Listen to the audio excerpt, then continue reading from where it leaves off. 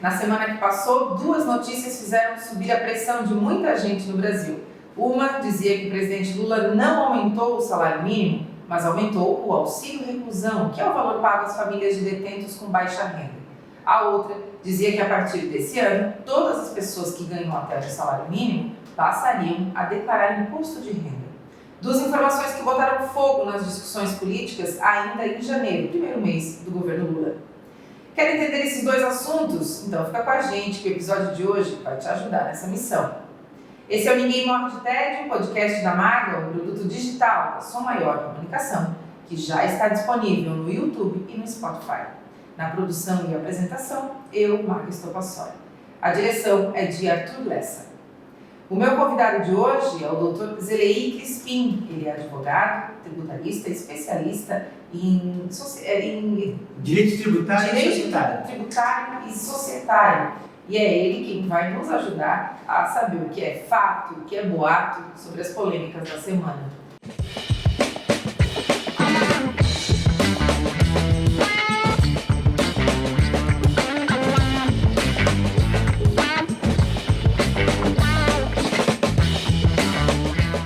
Doutor Crispim, seja bem-vindo.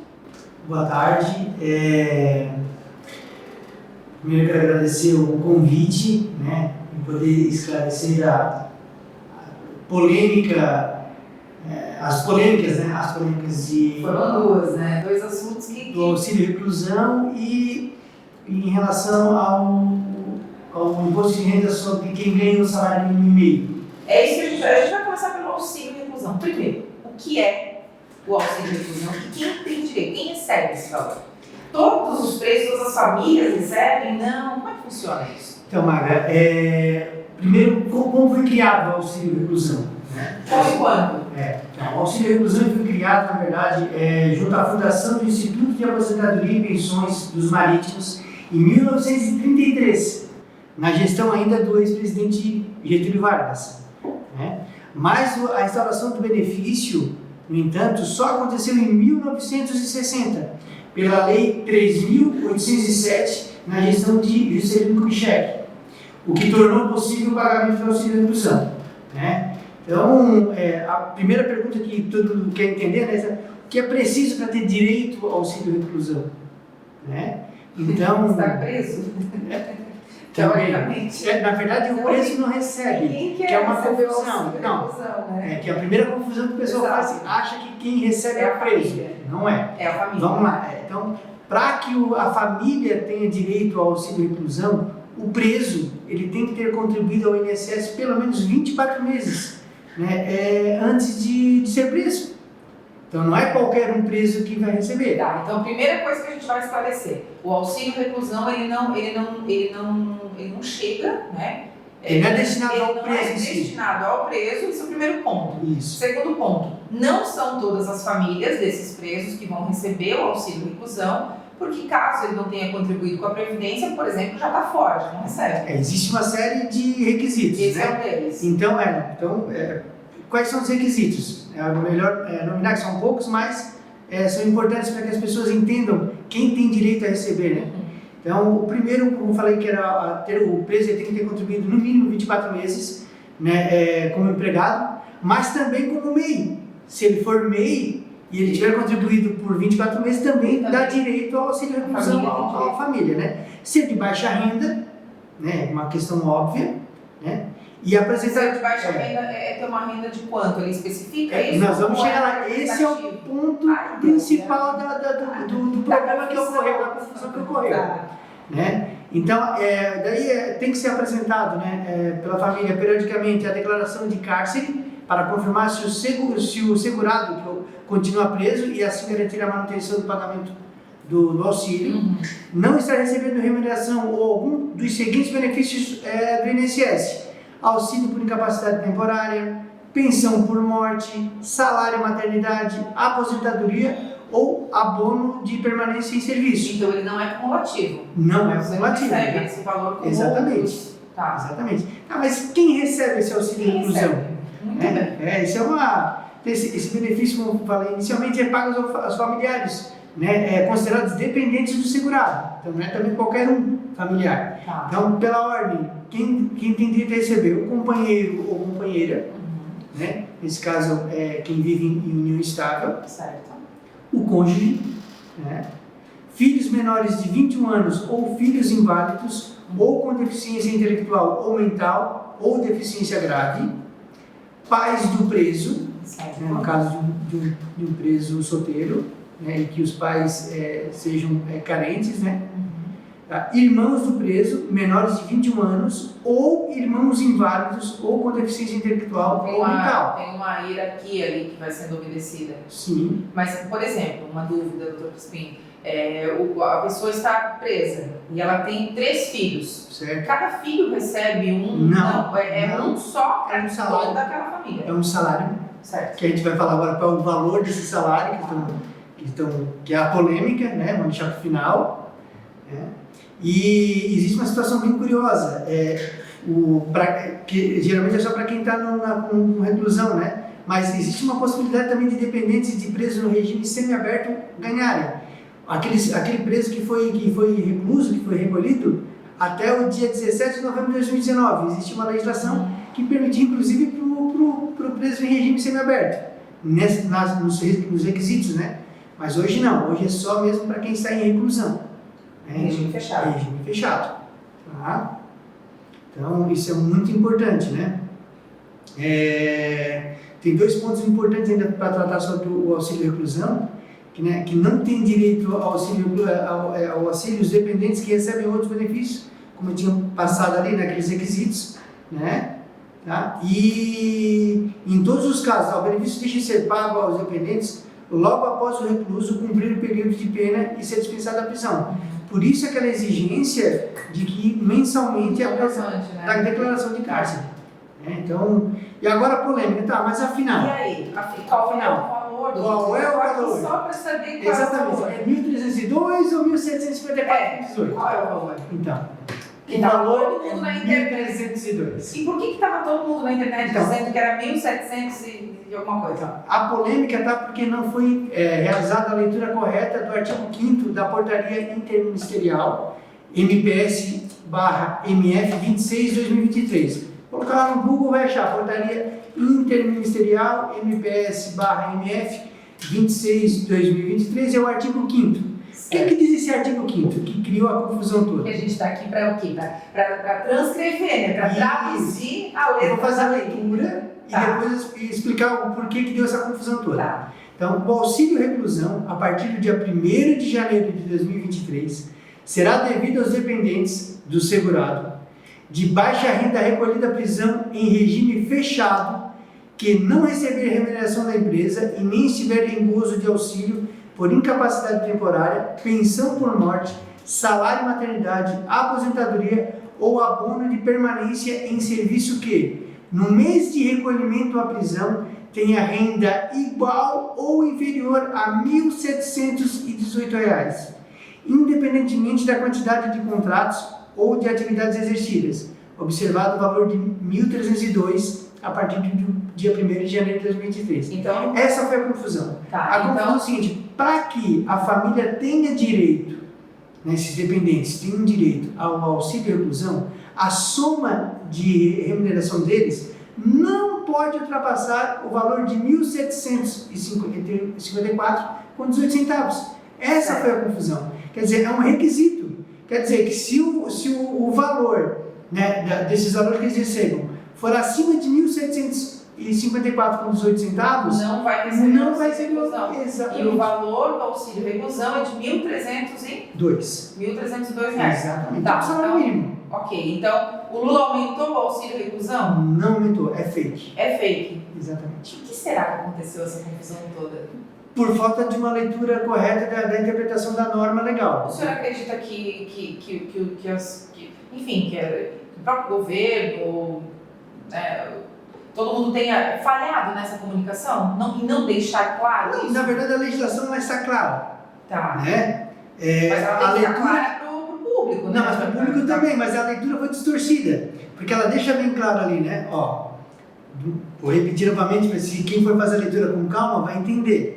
O auxílio reclusão a partir do dia 1º de janeiro de 2023 será devida aos dependentes do segurado de baixa renda, recolhido à prisão em regime fechado, que não receber remuneração da empresa e nem estiver em gozo de auxílio por incapacidade temporária, pensão por morte, salário de maternidade, aposentadoria ou abono de permanência em serviço.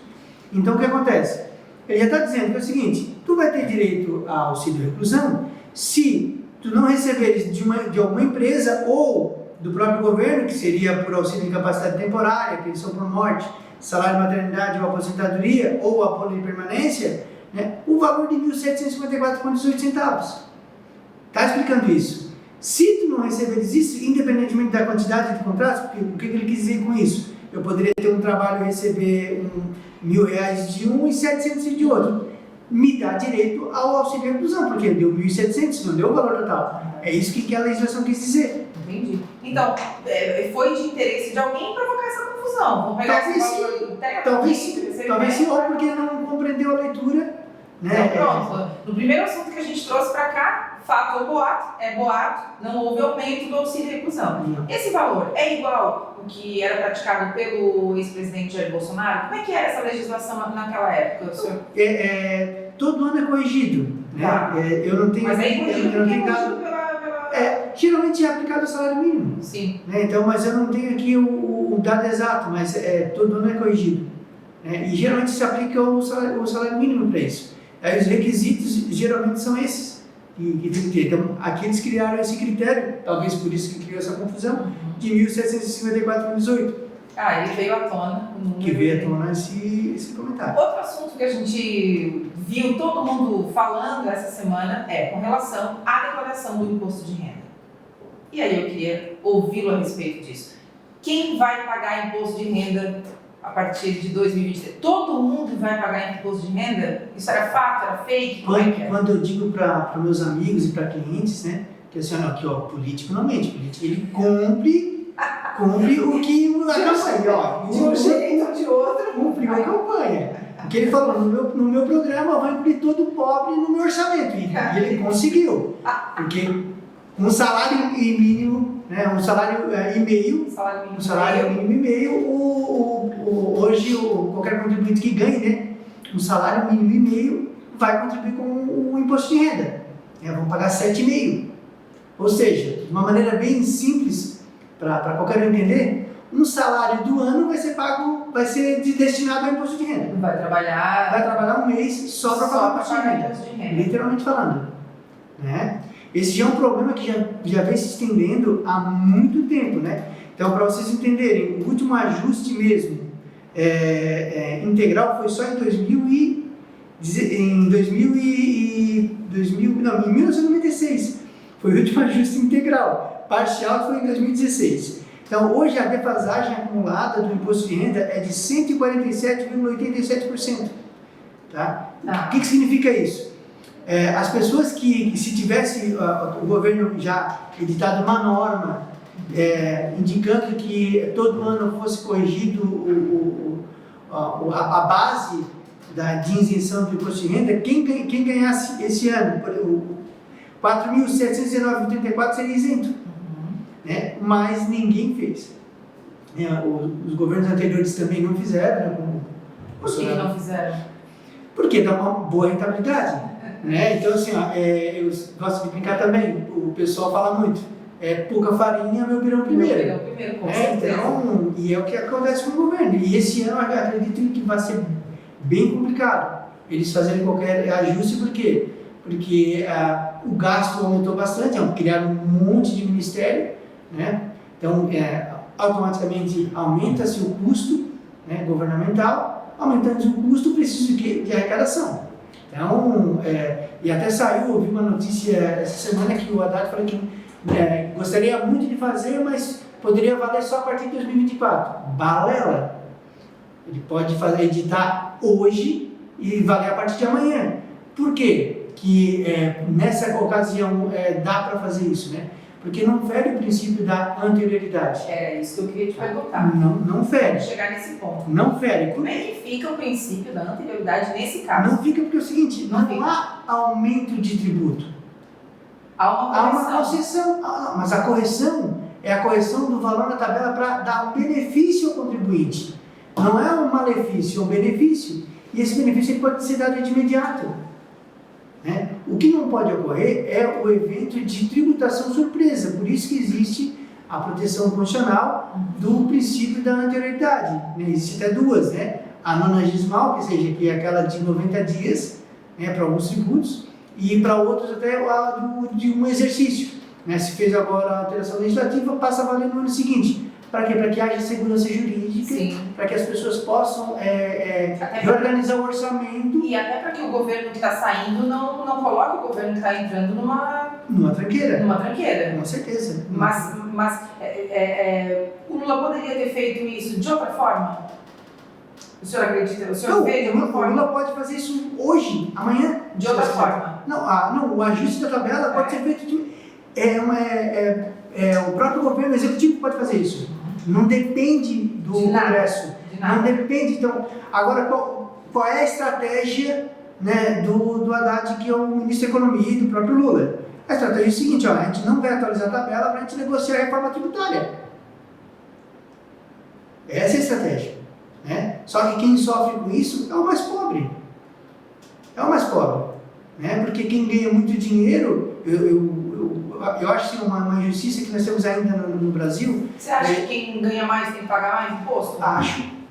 E agora a única coisa que tem que ocorrer é uma correção equitativa. Faz sentido? Eu quero que vocês raciocinem aqui, e os ouvintes também raciocinem com a gente. Vamos lá. Uma pessoa que ganha, tá, 60 mil reais, certo, e uma pessoa que ganha 6 milhões de reais no Brasil vai pagar o mesmo imposto. Faz sentido isso? Não faz sentido. Não faz. Só que vamos lá, o pessoal falou tanto da picanha, né? Então, só que 60 mil reais para um cara que vai comprar picanha faz diferença. Um cara que ganha 6 milhões, não. E a tributação sobre o consumo dos dois são os mesmos. Então, são essas distorções que tem que ser revistas, né? Então, são detalhes. Por quê? Por que não existe um escalonamento maior? A gente poderia, vamos lá, quem ganha até 5 mil é isento, mas quem ganha de 5 a 20 mil paga um X percentual, né? Quem ganha lá de 20 a 100 mil e assim vai. Então não tem esse escalonamento, e isso deveria ter. Né? Daí tu consegue equilibrar. Antes de a gente chegar na reforma tributária, e para encerrar esse tópico do imposto de renda e tudo mais, isso vai dar confusão, né, doutor Crispim, na hora de as pessoas entenderem isso na prática, porque já está valendo, né? Sim. Já está valendo. Sim. Então, assim, para tu entender em números bem práticos. Isso. Então, hoje, quem ganha 1.903,98 vai declarar. Em 2024, vai declarar imposto de renda. Crispim, vai pagar quantos? Quem ganha 1.903,98 é isento ainda, mas quem ganha 1.903,98 para cima, né, até 2.826,65, vai pagar 7,5. Certo. Tá? Então, assim, é alto. Crispim, tá, mas como deveria ser a tabela corrigida integral? Eu fiz uma tabelinha, até inclusive, para... Eu corrigi a tabela com base na Unafisco. Vou mandar isso aqui para a Dadinha. Vou mandar essa tabela, a base de cálculo mensal hoje. Então, quem ganhasse hoje, se tivesse corrigido, R$ 4.719,33 seria isento de imposto. Então, esse talagaço aí que todo mundo vai sentir no bolso, por conta dessa atualização da tabela do imposto de renda, a gente pode colocar essa culpa em todos os ex-presidentes que passaram? Repete. Esse talagaço aí que as pessoas vão sentir no bolso, né? Esse imposto a mais, essa fatiazinha aí que vai fazer diferença, né, para quem ganha até esse valor, de uma vez só, veio assim, de supetão, aconteceu isso. A gente pode colocar isso, pode culpar, né, colocar como responsáveis todos os ex-presidentes que já passaram? Já deveria ser resolvido isso há muito tempo, inclusive por legislação. Isso, né? Deixar isso. Falta vontade política, né? Porque eu até tenho porque livra o presidente que está no cargo dessa responsabilidade. É lei, né? Não posso fazer nada, é lei. Eu peguei um dado na internet ontem, a Unafisco, eles fizeram um comentário que se o governo Bolsonaro tivesse feito uma correção parcial na tabela, isso já no ano passado, que deveria ser de 2.015,542, que é uma correção parcial, não é total, né? Não precisariam pagar imposto de renda mais ou menos 15 milhões de pessoas. Só com essa correção parcial que eu estou falando. Né? Então, só que também isso representa uma redução de arrecadação para o governo de quase 100 milhões. Entendeu?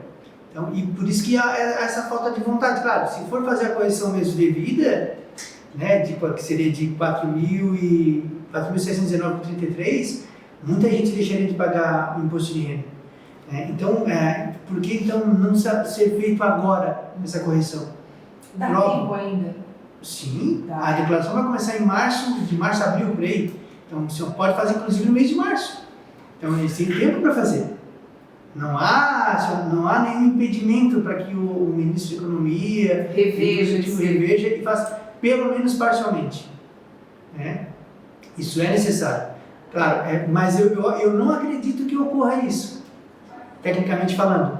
Por quê? Porque vai ser usado isso como moeda de troca numa negociação de reforma tributária. Não, é o seguinte, a gente vai escalonar para a pessoa física, mas eu preciso, por exemplo, tributar os dividendos das pessoas jurídicas.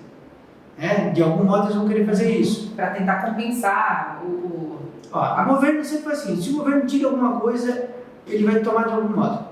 Se ele te dá alguma coisa, ele vai tomar de algum modo. Vários exemplos, eu posso citar 2 exemplos que saíram agora de final de ano.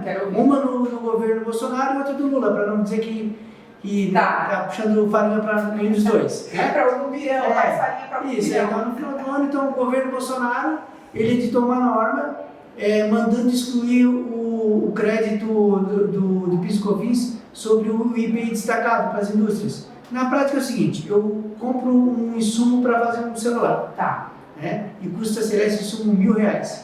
Como é que funciona hoje uma empresa no lucro real? Ela vai lá e se acredita de 9,25. Seria 92,50 centavos de crédito de PIS/COFINS. Porque o governo falou assim, não pode fazer isso mais. E por instrução normativa, não é nem por lei, por instrução normativa. Né? Então, vamos lá, vamos fazer aqui. Vou fazer o cálculo para a gente... menos vezes 9,25. Então o crédito que era de 92,50, a empresa passou a ter um crédito apenas de 83,94. Não fez um estrago. Tô falando de R$1.000, gente. Sim, A empresa de ouro, em suma é milhões. Tá? Então estou falando de alguns milhões de reais que eles estão fazendo de economia nessa loucura. E fizeram por quê? Por instrução normativa, que é inconstitucional, ilegal.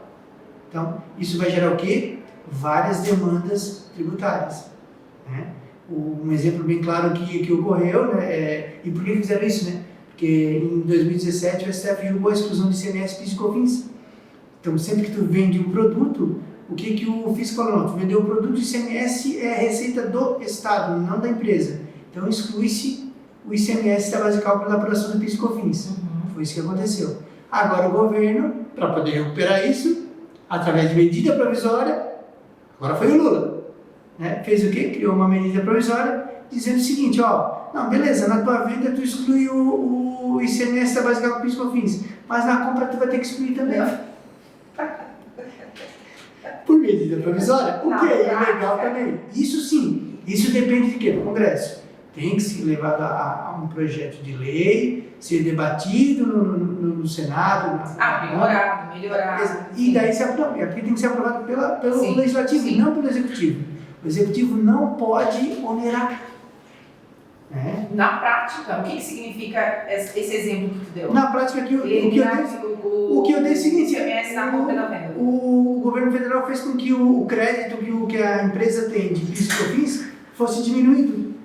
Daí vai depender do quê? Da alíquota desse ICMS. Se for internamente, geralmente é 12%. Então, de R$1.000, ele tirou 120 vezes 9,25. Eu só falar isso com uma facilidade, uma tranquilidade. Isso é muito difícil pra gente que não vive nesse. Mas ele tirou de R$1.000. Ele tirou ali 11,10 centavos de crédito de cada empresa. Então, se for colocar isso aí em milhões, você vai ver quanto é que vai dar. Dá um monte. Né? E isso o governo faz o tempo todo. E no imposto de renda é necessário sim ter uma reforma, e daí eu acho que hoje seria só na verdade uma correção, mas eu penso que o governo deveria sim, o executivo, sentar com o legislativo e criar uma legislação com uma tabela com uma maior elasticidade, né? Fazendo que haja dessa equidade, Que equidade é essa? Não, quem ganha realmente pouco vai pagar menos, quem ganha mais paga mais, mas escalonar. Porque não tem escalonamento. Aquele exemplo que eu dei, cara que ganha 60 mil, que ganha 6 milhões, paga a mesma coisa. Faz sentido isso? Reflitam. Do meu ponto de vista, não. Eu posso estar errado. O senhor acredita que vai ser um caminho natural para a reforma tributária? Colocar isso na mesa? Isso não vai acontecer na reforma tributária. Não vai? Muito provavelmente não. Não adianta nem ficar esperando. Não acredito, porque na reforma tributária, eles vão usar isso aqui para negociação da reforma tributária. Tá. Porque a reforma tributária está focando bastante aqui em IPI, PIS e COFINS e ICMS. Claro, imposto de renda e contribuição social, que daí é para a empresa, imposto de renda pessoa jurídica, né? Não a pessoa física. Eu acredito que nesse momento eles vão usar como barganha de negociação. Tá. Talvez sim. Mas muita água vai rolar. E a gente vai ter muita mudança esse ano ainda. Tipo, eu já estou nervosa já, porque... Não, mudanças tributárias mesmo. Sim. O governo precisa fazer caixa. Ele precisa. Né? Ele aumentou consideravelmente o custo. E como é que se faz caixa?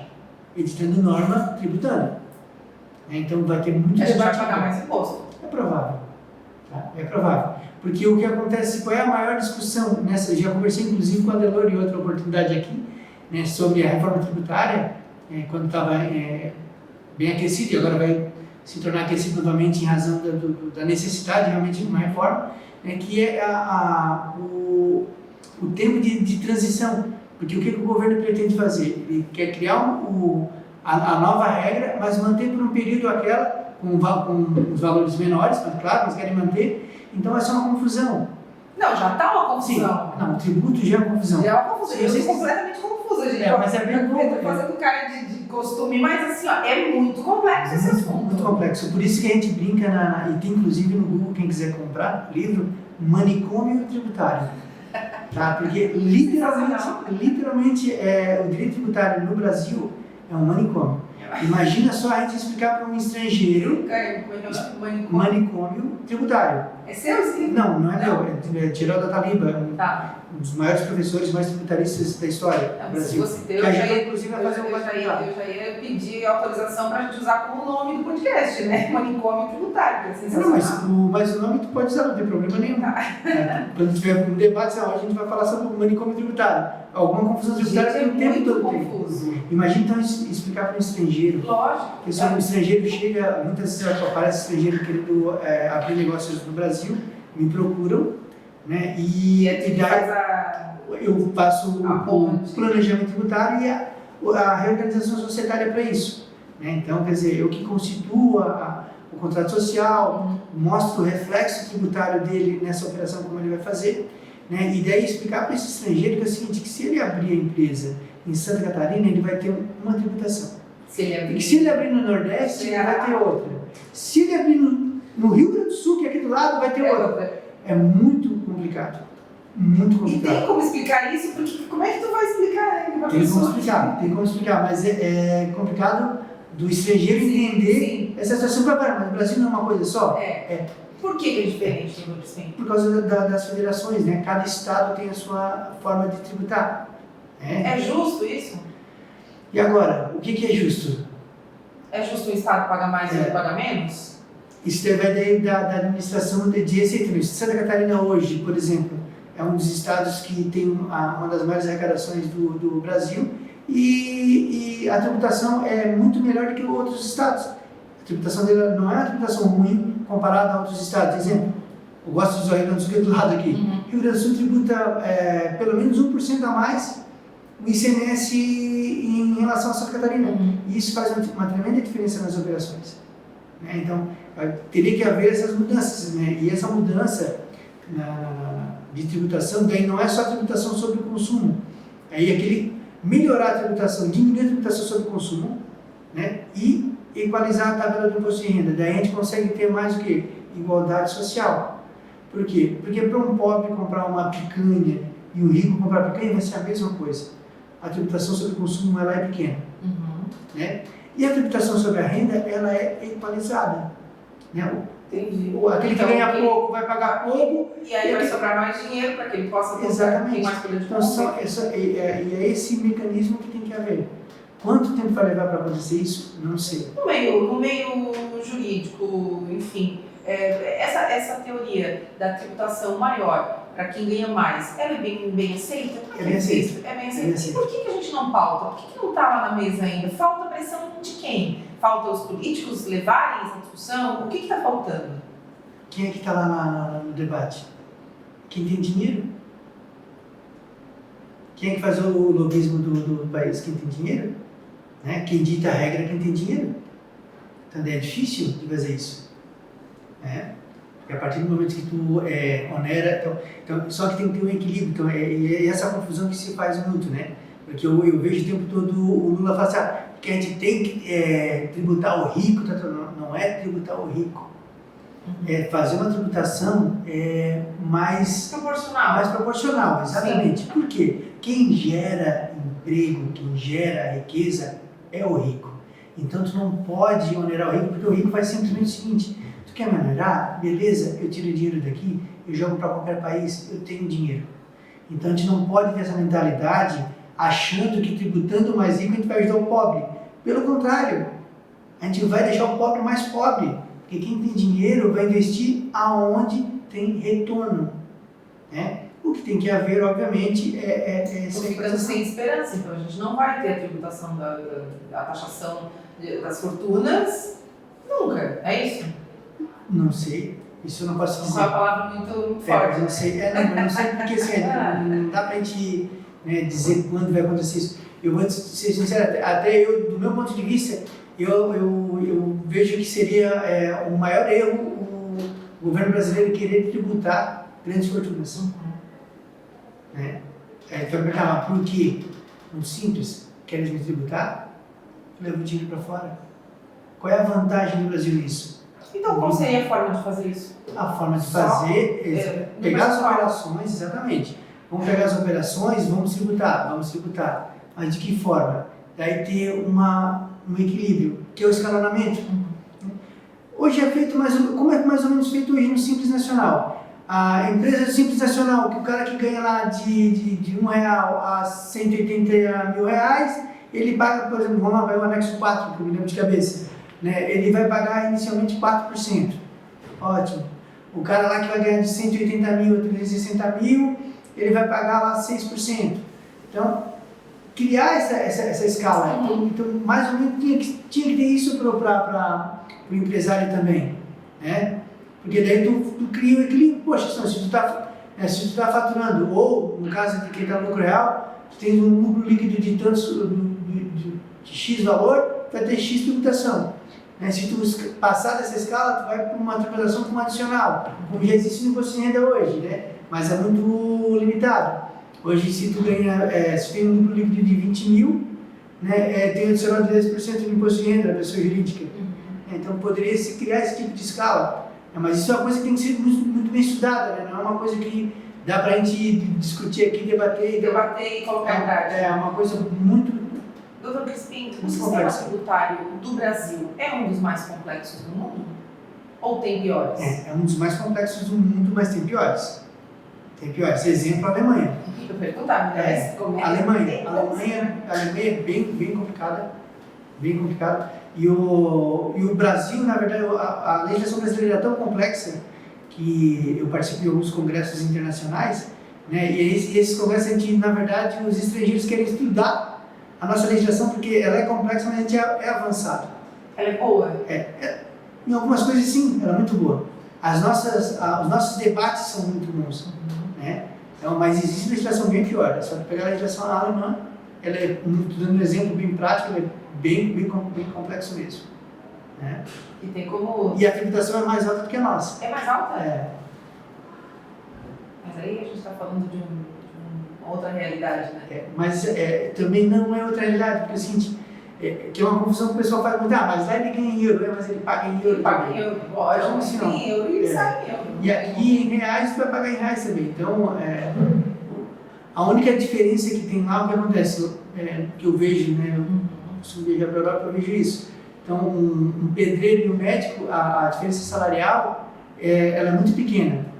Né? Então, tu consegue ter esse equilíbrio, então não existe uma desproporção tão grande assim.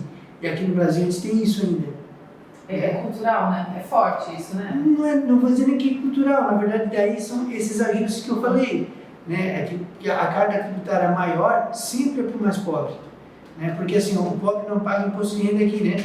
Mas assim, tudo que o pobre come ou consome, ele paga muito imposto. A diferença é que lá ele paga bastante imposto sobre a renda, ele tem esse escalonamento. Né? E sobre o consumo ele também paga, mas a tributação sobre o consumo é pequena. Não é tão alta quanto aqui. Mas por que não tira? Porque se tu tirar, vai faltar dinheiro para o Estado vai quebrar. Então, e é difícil, olha o tamanho da complexidade de se fazer uma reforma tributária. Né? Então, existe esse jogo de braço também, né? Porque se o governo quiser tirar do Estado, você não, mas peraí, eu preciso ter uma contrapeça, tu quer tirar, pode tirar, mas eu preciso de dinheiro. Ele disse, não, se eu te der dinheiro, eu não vou ter dinheiro. Então, a gente não faz nada. Há uma expectativa no meio jurídico do que esperar da reforma tributária? Ainda não tem. Mas assim, eu acredito que a partir de abril, por aí, os debates vão começar a ficar bem quentes.